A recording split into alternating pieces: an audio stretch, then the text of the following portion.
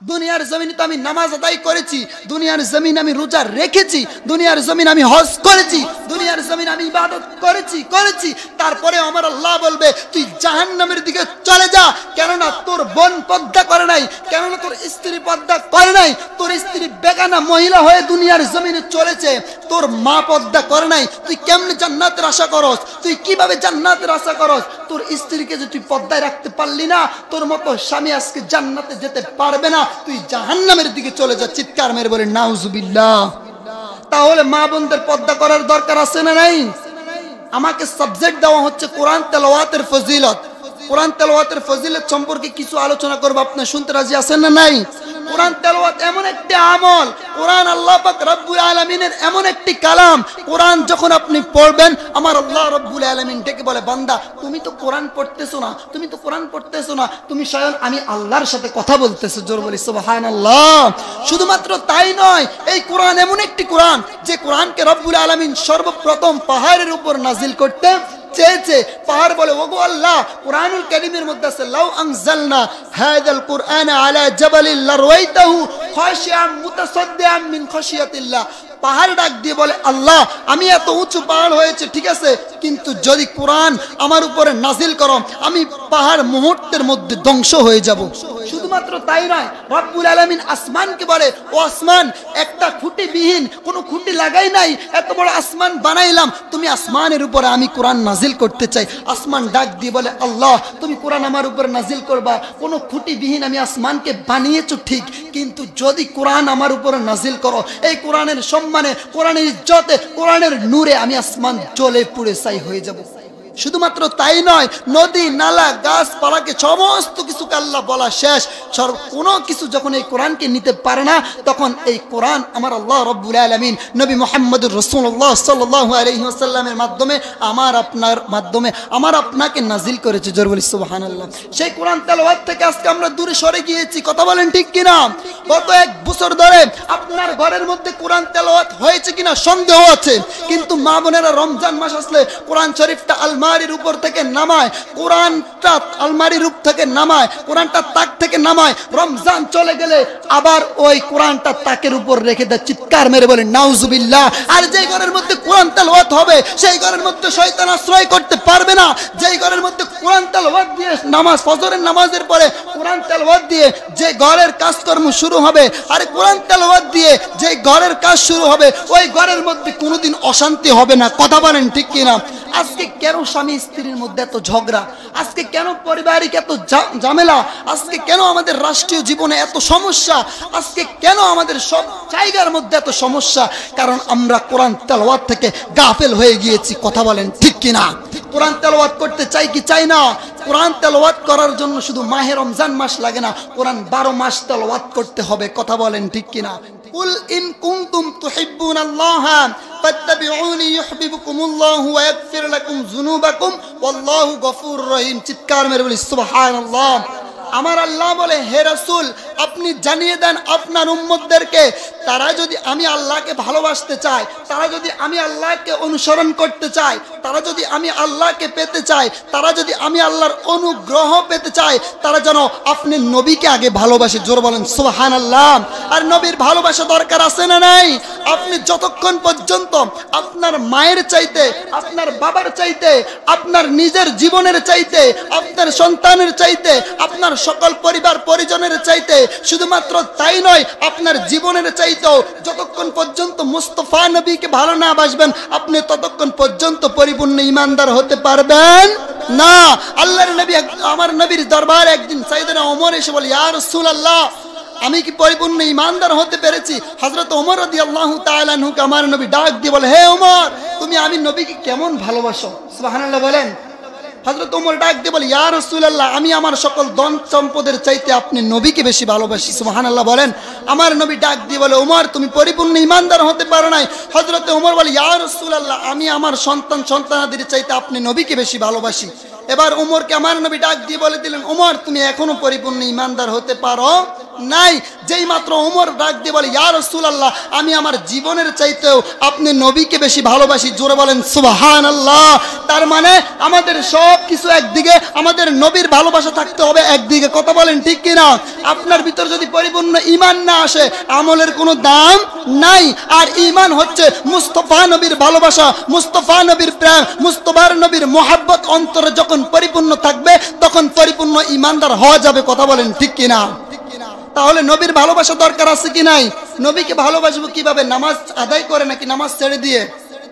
এই যে নবী পাক সাল্লাল্লাহু আলাইহি সাল্লাম মেরাজে গিয়েছে, আমার আল্লাহ পাক রব্বুল আলামিন নিজে আমার নবীর দিদার চেয়েছে। জোর বলি সুবহানাল্লাহ। যেই জায়গার মধ্যে আদম সফিউল্লাহ থেকে হযরত ঈসা রুহুল্লাহ পর্যন্ত প্রত্যেক নবী রাসূল বলেছে, ওগো আল্লাহ, আপনি মাওলার দিদার চাই। শুধুমাত্র তাই নয়, হযরত মূসা আলাইহিস সালাতু ওয়াস সালাম তুর পাহাড়ের মধ্যে কি বলে, ওগো আল্লাহ, রব্বি আরিনি, রব্বি আরিনি, আপনি আল্লাহকে একটু দেখতে চাই। আমি তো তোর পাহাড়ে এসে আপনার সঙ্গে কথা বলি, আমি তোর পাহাড়ে এসে আপনার সঙ্গে এত কথা বলি, কিন্তু আমার তো আর এভাবে কথা বলতে ভালো লাগে না আল্লাহ, আমি একটু আপনি আল্লাহকে দেখতে চাই। জোরে বলেন না সুবহানাল্লাহ। তখন আমার আল্লাহ পাক রব্বুল আলামিন ডাক দিয়ে বলে, লাং তারানি মূসা, তুমি আমি আল্লাহর সাথে দেখা করতে পারবে না, আমি আল্লাহর সাথে দেখা করা তোমার পক্ষে সম্ভব হবে না। তখন মূসা আলাইহিস সালাম বারবার যখন রিকোয়েস্ট করলেন, তখন আমার আল্লাহ পাক রব্বুল আলামিনের ৭০,০০০ নূরের পর্দা সরিয়ে যেই মাত্র একটু ঝলক দিয়েছে, সঙ্গে সঙ্গে ওই তুর পাহাড়টা জ্বলে আংরা হয়ে গেছে। চিৎকার মেরে বলি সুবহানাল্লাহ। আরেকটু জোরে বলেন না সুবহানাল্লাহ। তার মানে মূসা নবী আমার আল্লাহর নূরের তাজাল্লি সহ্য করতে পারে নাই। আর আমার নবী তো হযরত উম্মে হানি রাদিয়াল্লাহু তাআলা আনহার ঘরে ছিলেন। উম্মে হানির ঘরে থেকে আমার নবীকে আমার আল্লাহ মেরাজ নিয়েছে। জোরে বলি সুবহানাল্লাহ। আরেকটু জোরে বলেন সুবহানাল্লাহ। ওই মেরাজে কি আমার নবী কি এনেছে? উম্মতের জন্য নামাজ এনেছে। কথা বলেন ঠিক কিনা? আরেকটু জোরে বলেন ঠিক কিনা? আজকে আমরা নামাজ ছেড়ে দিচ্ছি। আল্লাহ পাক রব্বুল আলামিন বলে, যেই ব্যক্তি নামাজ আদায় করবে, ইন্নাস সালাতা তানহা আনিল ফাহশাই ওয়াল মুনকার, সমস্ত খারাপ কাজ থেকে ওই ব্যক্তি দূরে থাকবে। জোরে বলি সুবহানাল্লাহ। আপনি যখন নামাজ আদায় করবেন, আপনার মনে মনে একটা চিন্তা থাকবে, আমি নামাজ আদায় করেছি, আমি এখন কিভাবে অন্যের হকটা নষ্ট করব। আমি নামাজ আদায় করেছি, আমি কিভাবে অন্যের চগলঘুরি করব, আমি কিভাবে অন্যের গীবত আদায়, আমি অন্যের গীবত করব কিভাবে, আমি নামাজ আদায় করেছি, আমি এই জিনিসটা চুরি করব কিভাবে, আমি না মাত্র নামাজ আদায় করে এসেছি মসজিদ থেকে, পবিত্র অবস্থা আছি এখনো, আমি কিভাবে অন্যের সম্পদ লুট করে ফেলবো। অর্থাৎ রব্বুল আলামিন বলে দিয়েছে, ইন্নাস সালাতা তানহা আনিল ফাহশাই ওয়াল মুনকার, সমস্ত খারাপ কাজ থেকে বিরত রাখে একটি আমল, সেটি হচ্ছে নামাজ। কথা বলেন ঠিক কিনা? আমরা নামাজ আদায় করতে রাজি আছি না নাই? কি অন্তরের ভিতর রাসূলুল্লাহর মোহাব্বত নিয়ে নাকি মোহাব্বত ছেড়ে? মোহাব্বত নিয়ে। আপনি যখন নামাজের ভিতরে যদি কোনো লোককে সালাম দেন, কিরে কোনো লোককে সালাম দেওয়া যাবে না, নামাজ ভঙ্গের কারণ রয়েছে 19টি। এই 19টির মধ্যে দেখলাম নামাজের ভিতরে কাউকে সালাম দেওয়া যায় না, বা নামাজের ভিতরে কেউ আপনাকে সালাম দিলে আপনি ওই সালামের জবাবও দিতে পারবেন না। কিন্তু এমন একজন ব্যক্তি রয়েছে, যেই ব্যক্তিকে সালাম না দিলে আপনার নামাজ আমার আল্লাহর দরবারে কবুল হবে না। সেই ব্যক্তি দুনিয়ার অন্য কেউ নয়, সেই ব্যক্তি হচ্ছে শাফাআত করনেওয়ালা, সেই ব্যক্তি হচ্ছে উম্মতের দরদি নবী মুহাম্মদুর রাসূলুল্লাহ সাল্লাল্লাহু আলাইহি ওয়াসাল্লাম। কথা বলেন ঠিক কিনা? ওই নবীর সুন্নাত আমরা আদায় করতে রাজি আছি না নাই? আমাদেরকে নবী কি ইসলাম শিক্ষা দিয়ে গিয়েছে, আজকে আমরা কি ইসলাম শিক্ষা নিচ্ছি? আজকে যখন আমরা মোবাইল দেখি, ফেসবুকের মধ্যে ঢুকতে না ঢুকতে 95% ভিডিও আসে কাপল ব্লগ। কথা বলেন ঠিক কিনা? স্বামী স্ত্রী একসাথে বেডরুমের মধ্যে কি করতেছে, সেটা আবার ফেসবুকের মধ্যে দিচ্ছে। নাউজুবিল্লাহ। বলেন কিয়ামতের সবচাইতে বড় আলামত, ঠিক কিনা বলেন? আরেকটু জোর বলেন ঠিক কিনা? স্বামী স্ত্রী কাজ করতেছে, বেডরুম গুছাচ্ছে, এটাও ফেসবুকে দিচ্ছে। নাউজুবিল্লাহ। বলেন কিয়ামতের আলামত আর বেশি দূরে নয়। আপনি মনে করতেছেন এই মেয়েটা স্মার্ট, যেই মেয়েটা চুলগুলো ছেড়ে দিয়ে একটা ছেলের সঙ্গে বাইকের পেছনে বসে চাঁদপুর যাচ্ছে, সেই মেয়েটা বোধহয় পৃথিবীর সবচেয়ে স্মার্ট। না, সেই মেয়েটা হচ্ছে পৃথিবীর সবচাইতে বড় বেগানা। কথা বলেন ঠিক কিনা? তাকে দিয়ে আমার আল্লাহ জাহান্নামের লাকড়ি বানাবে। ঠিক কিনা বলেন? আমার মা বোনের উদ্দেশ্য আমি বলবো, আপনারা পর্দার ভিতরে থাকবেন। কারণ আম্মাজান হযরত ফাতেমাতুজ জোহরা রাদিয়াল্লাহু তাআলা আনহার কথা আপনারা শুনেন নাই? আম্মাজান ফাতেমাতুজ জোহরা কেমন নামাজি ছিলেন। মাত্র ইমামে হুসাইন পাক ওনার গর্ভ থেকে এসেছে, মাত্র ইমামে হাসান পাক তার গর্ভ থেকে এসেছে, তারপরেও নামাজ ছাড়ে নাই। সুবহানাল্লাহ। বলেন আরেকটু জোরে বলেন সুবহানাল্লাহ। এমন পর্দা করেছে, আজকে আমার মা বোনদের পর্দা কোথায়? পর্দা কোথায় আজকে? এই জন্য আজকে আমাদের ঘরের মধ্যে রহমত নাই। বলে হুজুর আমি এত টাকা ইনকাম করি, মাসে 50,000 টাকা ইনকাম করি, এরপরেও আমার ঘরের মধ্যে রহমত নাই, আমার ঘরের মধ্যে বরকত নাই। কারণ কিছু মহিলা আছে, স্বামী যত ভালো ইনকামই করুক না কেন, সে বলে আমার এখনো সারে নাই। নাউজুবিল্লাহ বলেন। এই জন্য আল্লাহর নবী বলে দিয়েছেন নারীরা 2টি কারণে বেশি জাহান্নামে যাবে। কয়টি কারণে? 2টি কারণে। 1 নাম্বার কারণ হচ্ছে নারীরা অতিরিক্ত অভিশাপ দেয়। কথা বলেন ঠিক কিনা? আর 2 নাম্বার হচ্ছে নারীরা একজনের কথা বেশি আরেকজনের কাছে লাগায়। কথা বলেন আছে না নাই? আরেকটু জোরে বলেন আছে না নাই? এই কারণে নারীরা বেশি জাহান্নামে যাবে। ও ভাই, তোমার বউকে তুমি পর্দার ভিতরে রাখবে, এটা ফরজ। তুমি জানো যে বিবাহ করা ফরজ, কোরআনের মধ্যে আছে বিবাহ করা ফরজ, কিন্তু বিবাহ করার পরে যে বউকে পর্দার ভিতরে রাখতে হবে সেটা কি তুমি জানো না? সেটাও ফরজ। কথা বলেন ঠিক কিনা? আমরা মনে করি শুধু মহিলারাই কি দায়ুস? না, পুরুষরাও দায়ুস রয়েছে। কোন পুরুষ দায়ুস? যেই পুরুষ তার স্ত্রীকে পর্দার ভিতরে রাখতে পারে না, যে পুরুষ তার মাকে পর্দার ভিতরে রাখতে পারে না, যে পুরুষ তার বোনকে পর্দার ভিতরে রাখতে পারে না, সে হলো বিশ্বের সবচেয়ে বড় দায়ুস। কথা বলেন ঠিক কিনা? ওই দায়ুসকে আল্লাহ জান্নাতে প্রবেশ করতে দিবে না, দিবে না, দিবে না। বলবে জাহান্নামে চলে যা। বলবে আল্লাহ কেন? দুনিয়ার জমিনে তো আমি নামাজ আদায় করেছি, দুনিয়ার জমিনে আমি রোজা রেখেছি, দুনিয়ার জমিনে আমি হজ করেছি, দুনিয়ার জমিনে আমি ইবাদত করেছি, তারপরে আমার আল্লাহ বলবে তুই জাহান্নামের দিকে চলে যা। কেননা তোর বোন পর্দা করে নাই, কেননা তোর স্ত্রী পর্দা করে নাই, তোর স্ত্রী বেগানা মহিলা হয়ে দুনিয়ার জমিনে চলেছে, তোর মা পর্দা করে নাই। তুই কেমনে জান্নাতের আশা করস? তুই কিভাবে জান্নাতের আশা করস? তোর স্ত্রীকে যে তুই পর্দায় রাখতে পারলি না, তোর মতো স্বামী আজকে জান্নাতে যেতে পারবে না। তুই জাহান্নামের দিকে চলে যা। চিৎকার মেরে বলে নাউজুবিল্লাহ। তাহলে মা বোনদের পর্দা করার দরকার আছে না নাই? আমাকে সাবজেক্ট দেওয়া হচ্ছে কোরআন তেলাওয়াতের ফজিলত। কোরআন তেলাওয়াতের ফজিলত সম্পর্কে কিছু আলোচনা করব। আপনি শুনতে রাজি আছেন না নাই? কোরআন তেলাওয়াত এমন একটি আমল, কোরআন আল্লাহ পাক রব্বুল আলামিনের এমন একটি কালাম। কোরআন যখন আপনি পড়বেন, আমার আল্লাহ রব্বুল আলামিন ডেকে বলে বান্দা তুমি তো কোরআন পড়তেছো না, তুমি তো কোরআন পড়তেছো না, তুমি স্বয়ং আমি আল্লাহর সাথে কথা বলতেছো। জোর বলি সুবহানাল্লাহ। শুধুমাত্র তাই নয়, এই কোরআন এমন একটি কোরআন যে কোরআনকে রব্বুল আলামিন সর্বপ্রথম পাহাড়ের উপর নাজিল করতে চেয়েছে।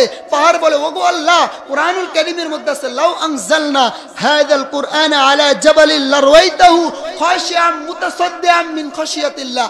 পাহাড় ডাক দিয়ে বলে আল্লাহ আমি এত উঁচু পাহাড় হয়েছে ঠিক আছে, কিন্তু যদি কোরআন আমার উপরে নাজিল করো আমি পাহাড় মুহূর্তের মধ্যে ধ্বংস হয়ে যাব। শুধুমাত্র তাই নয়, রব্বুল আলামিন আসমানকে বলে ও আসমান, একটা খুঁটি বিহীন, কোনো খুঁটি লাগাই নাই, এত বড় আসমান বানাইলাম, তুমি আসমানের উপরে আমি কোরআন নাজিল করতে চাই। আসমান ডাক দিয়ে বলে আল্লাহ তুমি কোরআন আমার উপরে নাজিল করবা, কোনো খুঁটি বিহীন আমি আসমানকে বানিয়েছো ঠিক, কিন্তু যদি কোরআন আমার উপরে নাজিল করো, এই কোরআনের সম্মানে, কোরআনের ইজ্জতে, কোরআনের নূরে আমি আসমান জ্বলে পুড়ে ছাই হয়ে যাব। শুধুমাত্র তাই নয়, নদী নালা গাছপালাকে সমস্ত কিছুকে আল্লাহ বলা শেষ, কোনো কিছু যখন এই কোরআনকে নিতে পারে না, তখন এই কোরআন আমার আল্লাহ রব্বুল আলামিন নবী মুহাম্মদুর রাসূলুল্লাহ সাল্লাল্লাহু আলাইহি ওয়াসাল্লামের মাধ্যমে আমার আপনার মাধ্যমে আমার আপনাকে নাজিল করেছে। জোর বলি সুবহানাল্লাহ। সেই কোরআন তেলাওয়াত থেকে আজকে আমরা দূরে সরে গিয়েছি। কথা বলেন ঠিক কিনা? গত 1 বছর ধরে আপনার ঘরের মধ্যে কোরআন তেলাওয়াত হয়েছে কিনা সন্দেহ আছে, কিন্তু মা বোনেরা রমজান মাস আসলে কোরআন শরীফটা আলমারির উপর থেকে নামায়, কোরআনটা আলমারির উপর থেকে নামায়, কোরআনটা তাক থেকে নামায়, রমজান চলে গেলে আবার ওই কোরআনটা তাকের উপর রেখে দেয়। চিৎকার মেরে বলে নাউজুবিল্লাহ। আর যেই ঘরের মধ্যে কোরআন তেলাওয়াত হবে সেই ঘরের মধ্যে শয়তান আশ্রয় করতে পারবে না। যেই ঘরের মধ্যে কোরআন তেলাওয়াত দিয়ে নামাজ, ফজরের নামাজের পরে কোরআন তেলাওয়াত দিয়ে যে ঘরের কাজকর্ম শুরু হবে, আর কোরআন তেলাওয়াত দিয়ে যে ঘরের কাজ শুরু হবে, ওই ঘরের মধ্যে কোনোদিন অশান্তি হবে না। কথা বলেন ঠিক কিনা? আজকে কেন স্বামী স্ত্রীর মধ্যে এত ঝগড়া? আজকে কেন পারিবারিক এত ঝামেলা? আজকে কেন আমাদের রাষ্ট্রীয় জীবনে এত সমস্যা? আজকে কেন আমাদের সব জায়গার মধ্যে এত সমস্যা? কারণ আমরা কোরআন তেলাওয়াত থেকে গাফেল হয়ে গিয়েছি। কথা বলেন ঠিক কিনা? কোরআন তেলাওয়াত করতে চাই কি চাই না? কোরআন তেলাওয়াত করার জন্য শুধু মাহে রমজান মাস লাগে না, কোরআন 12 মাস তেলাওয়াত করতে হবে। কথা বলেন ঠিক কিনা? কোরআন তেলাওয়াত করে যখন আমার প্রিয় মা বোনেরা আপনাদেরকে বলবো, কোরআন শুধু মাহে রমজান মাসের জন্য অবতীর্ণ হয় নাই, আপনার জীবনে, আমার জীবনে, দুনিয়াবি জীবনে যা কিছু প্রয়োজন, আমাদের রাষ্ট্রীয় জীবন, আমাদের সমাজ জীবন, আমাদের পারিবারিক জীবন, আমাদের দুনিয়ার জমিনে চলতে যা যা কিছু প্রয়োজন, সমস্ত কিছুর বিধান, সমস্ত কিছু আল্লাহ পাক কোরআনে রেখে দিয়েছে। কথা বলেন ঠিক কিনা? আপনি বিবাহ করবেন সেটাও কোরআনে আছে, আপনি নামাজ আদায় করবেন সেটাও কোরআনে আছে। আমি যদি আপনাকে জিজ্ঞেস করি নামাজের দলিল কি, নামাজ আদায় করছো, আপনি বলবেন কোরআন। কথা বলেন ঠিক কিনা? আপনি নামাজ আদায় করার পরে আপনাকে যদি জিজ্ঞেস করি নামাজের দলিল, আল কোরআন। আপনাকে যদি জিজ্ঞেস করি রোজার দলিল, আপনি বলবেন শাহরু রমাদানাল্লাযী উনজিলা ফীহিল কোরআন। আপনি রমজানের দলিলও দিবেন কোরআন। আপনি হজ করছেন তার দলিল কি, আল কোরআন। আপনি যাকাত দিচ্ছেন তার দলিল কি, আল কোরআন। আপনি সমস্ত যা যা কিছু করছেন এগুলার দলিল কি, তখন আপনি দেখতে পান আল কোরআন। কিন্তু আল কোরআনকে যখন জিজ্ঞেস করি, ও কোরআন তুমি কোরআনের দলিল কি, তখন কোরআন কি বলে জানেন? কোরআন বলে আমি কোরআনের দলিল হচ্ছে মুস্তাফা নবীর কদম। চিৎকার মেরে বলি সুবহানাল্লাহ, আরেকটু জোরে বলি সুবহানাল্লাহ। ওই মুস্তাফা নবীর ভালোবাসা, ওই মুস্তাফা নবীর প্রেম, ওই মুস্তাফা নবীর ইজ্জত আমাদের ভিতরে থাকার দরকার আছে না নাই? আরে নবীকে ভালোবাসতে হবে আবু বকরের মতো, নবীকে ভালোবাসতে হবে সাইয়েদনা ওমর ফারুকের মতো, নবীকে ভালোবাসতে হবে উসমান জিন নুরাইনের মতো, নবীকে ভালোবাসতে হবে মাওলা আলীর মতো। কথা বলেন ঠিক কিনা? কারণ আমার নবীকে ভালোবেসেছে হযরত আবু বকর। ও আবু বকর, তোমার নাম তো আবু বকর ছিল, সিদ্দিক আকবর হলো কেন? আমার আবু বকর ডাক দিয়ে বলে আমি আবু বকর মুস্তাফা নবীর কদমের গোলাম হয়ে গিয়েছি, এজন্য আমার লকব হয়ে গিয়েছে সিদ্দিক আকবর। সুবহানাল্লাহ বলেন। ওমর ফারুক, তোমার নাম ছিল হযরত ওমর ফারুক, কিন্তু ফারুক আজম কিভাবে হয়ে গেলা? হযরত ফারুক আজম ডাক দিয়ে বলে কারণ আমার জীবন কুরবান করে দিয়েছি মুস্তাফা নবীর কদমে, এজন্য আমার নাম হয়ে গিয়েছে ফারুক আজম। সুবহানাল্লাহ বলেন। শুধুমাত্র তাই নয়, উসমান জিন নুরাইন, ও উসমান জিন নুরাইন, তোমার নাম তো ছিল হযরত উসমান, কিন্তু জিন নুরাইন কই পেলা? হযরত উসমান জিন নুরাইন ডাক দিয়ে বলে নবীকে ভালোবাসার কারণে, নবীকে মোহাব্বত করার কারণে, নবীর কদমে আমার জীবন কুরবানি করার কারণে আমি উসমান জিন নুরাইন হয়ে গিয়েছি। কন্যা সুবহানাল্লাহ। ও আলী, তোমার নাম ছিল হযরত আলী, কিন্তু মাওলা আলী শেরে খোদা কিভাবে হলা? তখন ডাক দিয়ে বলে আমার নাম মাওলা আলী শেরে খোদা হয়েছে কারণ আমি আমার কদম, আমার জীবন, আমার মরণ, আমার সমস্ত কিছু মুস্তাফা নবীর কদমের মধ্যে আমি কুরবান করে দিয়েছি, এই জন্য আমার নাম হয়ে গেছে মাওলা আলী। জোরে কন্যা সুবহানাল্লাহ। আর সাহাবায়ে কেরাম নবীকে কেমন ভালোবাসছে, আজকে তুমি আমি কেমন ভালোবাসি নবীকে। High high high high high, আমার নবীর শান আজকে গুস্তাগি কেন হবে? আমার নবীর শানে আজকে দুশ্মনী কেন হবে? আমার নবীর ইজ্জতের চাদরের মধ্যে কেন আজকে টানাটানি হবে? আমার নবীর আদর্শ নিয়ে আজকে কেন কথা হবে? আমার নবী তো সেই নবী যেই নবীর 63 বছরের জিন্দেগির মধ্যে কোনো একটা বিষয়কে আপনি মাইনাস করতে পারবেন না। আমার নবী তো সেই নবী যেই নবীর 63 বছরের জিন্দেগির একটি আমলকে আপনি বাদ দিতে পারবেন না।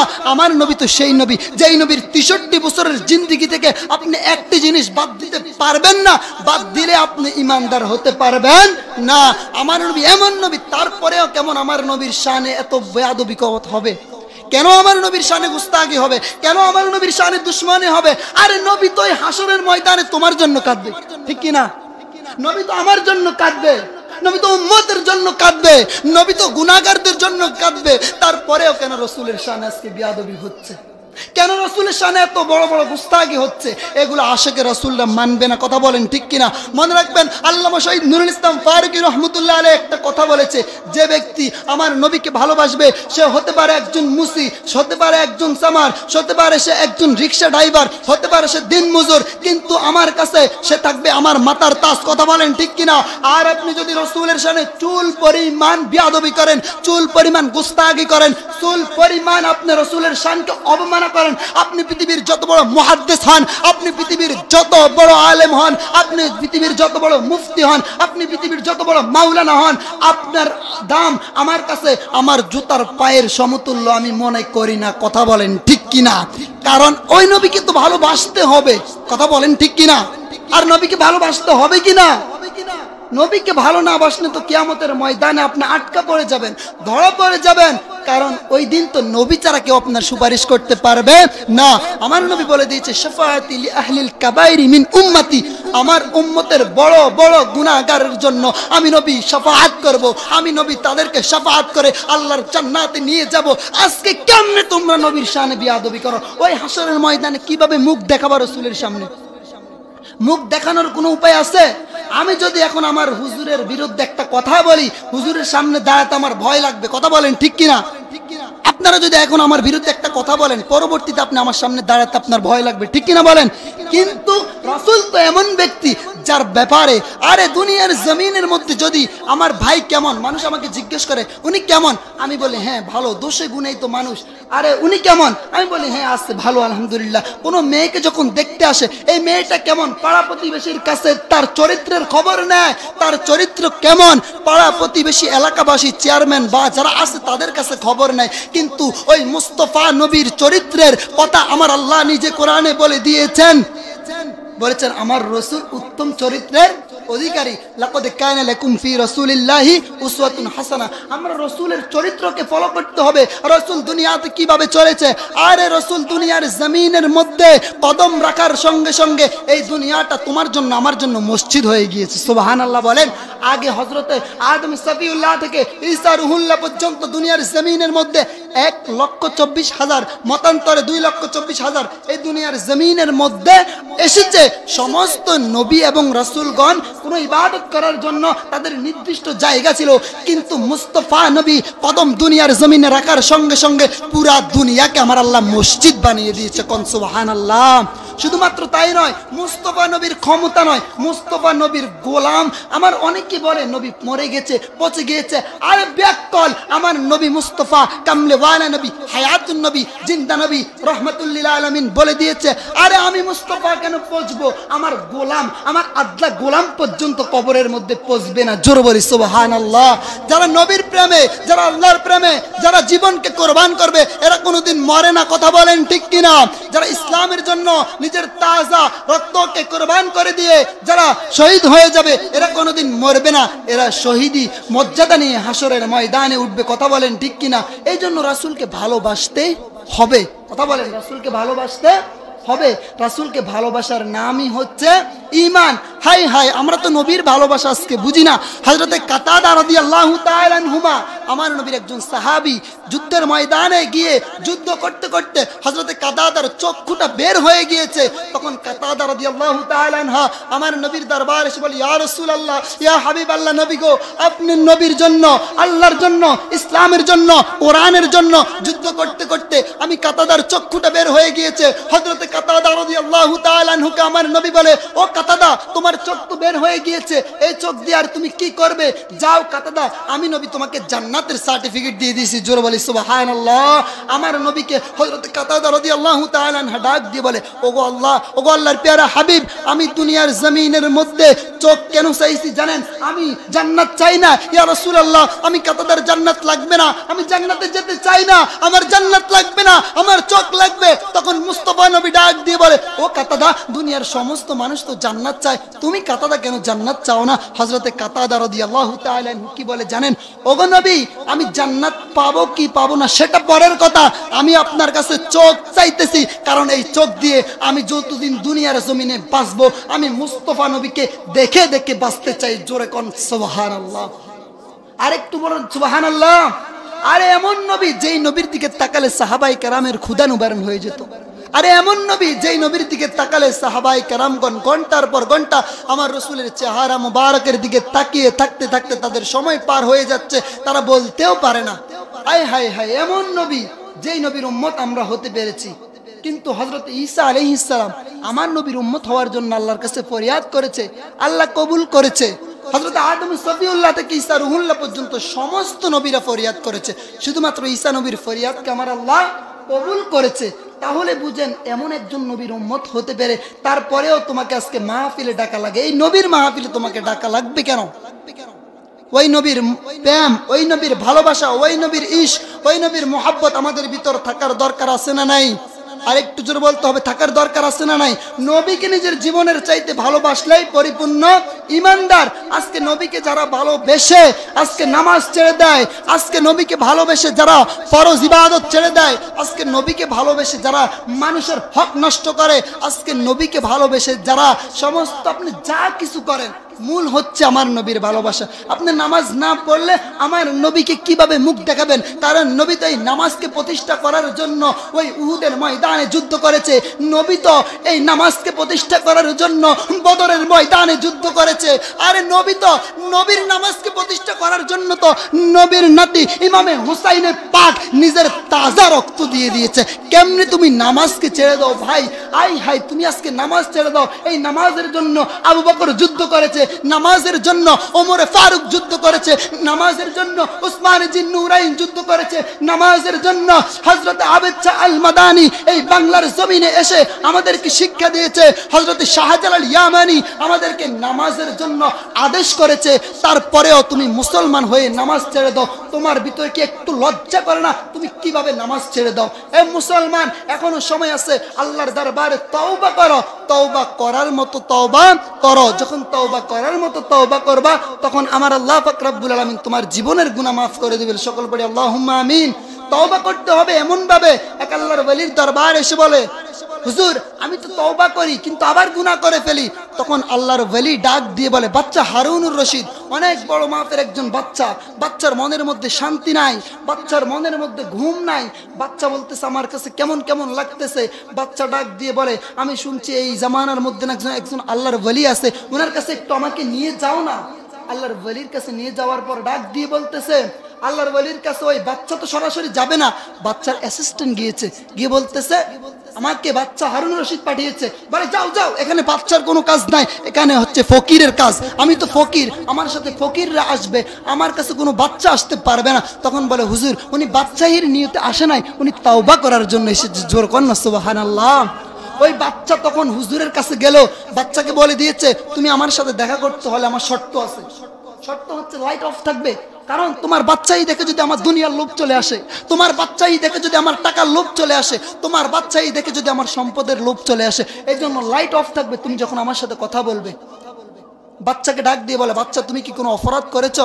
বলে, না হুজুর তেমন কোনো অপরাধ করি নাই। বলে, তুমি মানুষের হক নষ্ট করেছো, তোমার কাছে কেউ কিছু পাবে? বলেন, না তেমন কেউ তো আমার কাছে কিছু পাবে না। বলবে, আমি দেখতেছি। হারুন রশিদ বাচ্চাকে ওই আল্লাহর ওলি বলতেছে, আমি একটা জিনিস দেখতেছি, এই জিনিসটা একজন তোমার কাছে খুব পাওনাদার, কিন্তু তুমি দিচ্ছ না। বলে, সেই জিনিসটা কি? বলে, সেই জিনিসটা হচ্ছে নামাজ। আমার আল্লাহ তো দেখতেছে, আমার আল্লাহ দৈনিক 5 ওয়াক্ত নামাজ আমাদের কাছ থেকে পাও না। কথা বলেন ঠিক কিনা? আই হাই হাই, তুমি নামাজ ছেড়ে দিচ্ছ।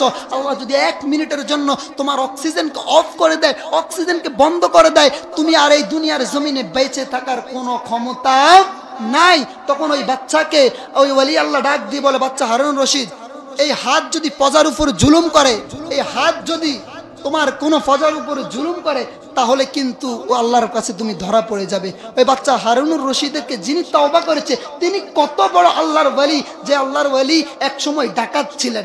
ডাকাত অবস্থায় তিনি কোরআনের আয়াত শুনলেন যে শেষ নবীর উম্মতরা যখন তাওবা করার মতো তাওবা করবে, তারা আল্লাহর ওলি হয়ে যাবে। তখন ওই আল্লাহর ওলি যিনি প্রথম দিকে চোর ছিলেন, তিনি কিছু স্বর্ণের ইট চুরি করেছিলেন, স্বর্ণের ইট চুরি করেছিলেন।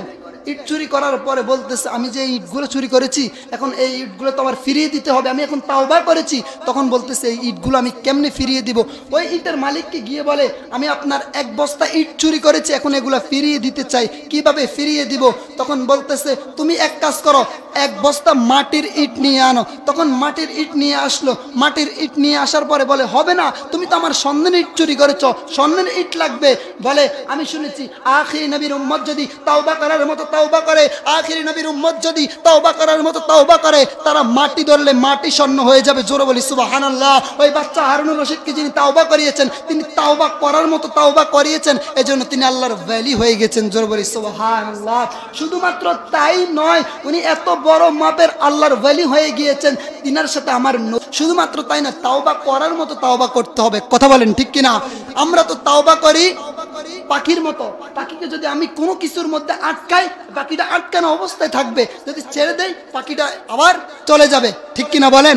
কিন্তু না, আল্লাহ বলেছে তোমরা তাওবা করার মতো তাওবা করো। তাওবা করার মতো তাওবা করব কিভাবে জানেন? হযরত ওমর ফারুক আমাদেরকে শিক্ষা দেয়, গরুর দুধ থেকে যদি দুধগুলো বের করা হয়, গরুর বাট থেকে দুধগুলো যদি বের করা হয়, এই দুধগুলো কিয়ামত পর্যন্ত চেষ্টা করলে এই গরুর বাট দিয়ে আবার ভিতরে দেওয়া যাবে? যাবে না। ঠিক তেমনি ভাবে তাওবা করার পরে তুমি দুনিয়ার জমিনে যেই গুনাহ থেকে সরে আসবে, এই গুনাহ পুরা দুনিয়া তোমার কদমের সামনে চলে আসবে, পুরা দুনিয়া তোমার সামনে চলে আসবে, ধন সম্পদ লোভ লালসা সব কিছু তোমার সামনে চলে আসবে, তারপরেও তুমি ওই গুনাহ আর করতে পারবে না। ওইটাকেই বলে তাওবা করার মতো তাওবা। বলি আল্লাহরা তাওবা করতেন দৈনিক 70 বার। আরে শুধু তাই নয়, আমার নবী তাওবা করতেন 70 বার। আমার নবীর কোনো গুনাহ আছে? নবীদের কোনো গুনাহ নাই। এরপরেও নবী আপনি কেন তাওবা করেন? আমার নবী ডাক দিয়ে বলে উম্মতকে শিখানোর জন্য। জোরে কন্না সুবহানাল্লাহ। উম্মত হয়ে আজকে কয়বার তাওবা করেন আপনি? উম্মত হয়ে কয়বার তাওবা করেন? অথচ নবী শিখিয়ে দিয়েছে তোমাকে তাওবা করার জন্য, তুমি তাওবা থেকে গাফিল হয়ে যাচ্ছ। আল্লাহ পাক আমাদেরকে তাওবা করার তৌফিক দান করুক। সকলে পড়ি আমিন। আরেকটু জোরে বলি আমিন। আমরা নামাজ আদায় করব তো ইনশাআল্লাহ। আরে নামাজের জন্য নবী যুদ্ধ করেছে, নামাজ প্রতিষ্ঠার জন্য শাহজালাল ইয়ামানি যুদ্ধ করেছে, নামাজ প্রতিষ্ঠার জন্য আজকে এত কিছু করেছে, তারপরে তুমি নামাজ পড়ছো না। নামাজ পড়ার দরকার আছে না নাই? আল্লাহ আমাদেরকে নামাজ পড়ার তৌফিক দান করুক। সকলে পড়ে আমিন। মুনাজাতের মধ্যে আল্লাহর কাছে কাঁদতে হবে। আল্লাহর কাছে যখন 2 ফোঁটা চোখের পানি ছাড়বেন, তাহলে আপনার দোয়া আল্লাহর আরশে আজিম পর্যন্ত পৌঁছাবে, আল্লাহর আরশে আজিম পর্যন্ত কবুল হবে। আজকে আমাদের যেই সময় চোখের পানি পড়ার কথা ছিল তাহাজ্জুদের বিছানায়, যে সময় চোখের পানি পড়ার কথা ছিল নামাজের মুসল্লায়, যে চোখের পানি পড়ার কথা ছিল কোরআন তেলাওয়াতের সামনে, কোরআনের রিহালের সামনে, যে চোখের পানি পড়ার কথা ছিল মুনাজাতের মধ্যে, আজকে ওই চোখের পানি পড়ে ওই পাট থেকে যখন বলে বিয়ে তো হয়ে যাচ্ছে, তখন আর এই পাশে চোখের পানি ধরে রাখতে পারে না। কথা বলেন ঠিক কি না? আজকে যারা এই সমস্ত গুনার মধ্যে লিপ্ত হয়ে যাচ্ছ, তোমাদের ভিতরে কেন রাসূলুল্লাহর প্রেম আসছে না? তোমাদের ভিতরে কেন কবরের ভয় আসছে না? কেন হাসরের ভয় আসছে না? জানো, কারণ তুমি তো হারাম সম্পর্ক দিয়ে জীবন শুরু করতেছ। আরে চোখের পানি ওই গার্লফ্রেন্ডের সঙ্গে নয়, আজকে দেখা যায় চোখের পানি পড়ে রেস্টুরেন্টের ঝোপঝাড়ের মধ্যে। কথা বলেন ঠিক কিনা? না যুবক, তোমাকে বলছি চোখের পানি ফেলতে হবে নামাজের মুসল্লার মধ্যে, চোখের পানি ফেলতে হবে তোমাকে তাহাজ্জুদের বিছানায়, চোখের পানি ফেলতে হবে কোরআন তেলাওয়াত কোরআনের রেহাল সামনে রেখে, চোখের পানি ফেলতে হবে মুনাজাতের মধ্যে। কথা বলেন ঠিক কিনা? তাহলে তোমার দোয়া আল্লাহর কাছে কবুল হবে। ঠিক কিনা বলেন? নবীজি রওজাতে যাবি কে ও আশিকেরা, নবীজি রওজাতে যাবি কে? আমরা নবীর রওজা মুবারক যাইতে চাই কি চাই না? আরেকটু জোরে বলে নবীজির রওজা মুবারকে যেতে চাই কি চাই না? আরে আপনি পৃথিবীর যত জায়গায় যান না কেন, আমার নবীর রওজার মতো শান্তি আপনি অন্য কোথাও পাবেন না।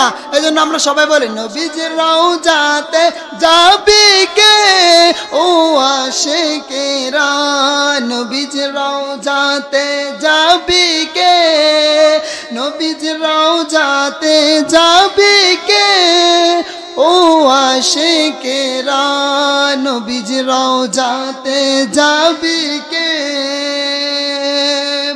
যেথায় শুয়ে আছেন নবী সদাই কাঁদেন ইয়া উম্মতি। সুবহানাল্লাহ বলেন। আরে নবী আমার জন্য আপনার জন্য মদিনাতে কাঁদে, আমরা কি ওই নবীর মাহফিলে আসতে পারবো না? সবাই বলেন যেথায় শুয়ে আছেন নবী সদাই কাঁদেন ইয়া উম্মতি, যেথায় শুয়ে আছেন নবী সদাই কাঁদেন ইয়া উম্মতি।